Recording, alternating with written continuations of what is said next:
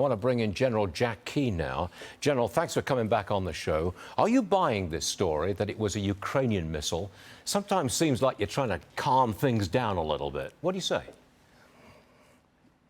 No, I mean, there's a lot of technology out there, Stuart, that can pick up any missile that's fired. Okay. We have global radar systems that do it. We've got systems in the area, quite frankly, they're classified, that can pick up a missile. And as soon as we pick it up, we really pretty much know where its origin is. So based on where its origin, that's how they can pretty much determine that it didn't come from Russia.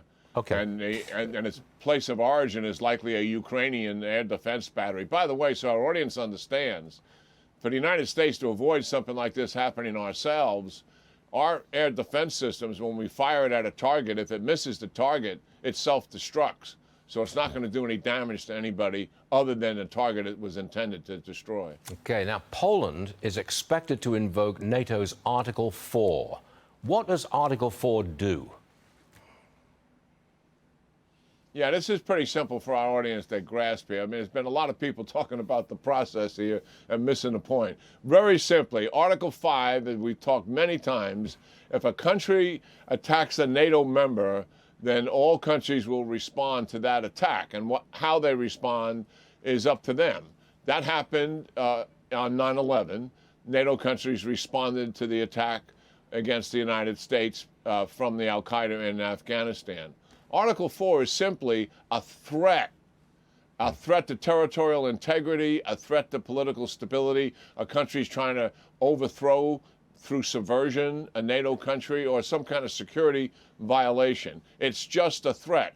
So they gathered here because they weren't sure what happened. Okay. Was this an attack or was it something else? So that's why Article 4. The most obvious Article 4 would be if Russia had massed troops on a NATO member's border as opposed to Ukraine, but hadn't attacked yet, like they did in March of 21, the first time they did it, that would invoke Article 4 because it's a threat. Mm-hmm. And then the NATO countries would figure out what to do about that threat, how to counter it. Okay, so we're standing down a little bit on that kind of thing. The administration seems split between negotiating for peace now or pressing on to win in Ukraine. Where do you stand on this? Yeah, this has been an issue almost from the outset, where the administration kind of flips back and forth, I think. And where we should be is where President Zelensky is. He's on the offense. He's been able to retake territory and liberate the only provincial capital that Russia had captured in this entire war, which is Kherson City.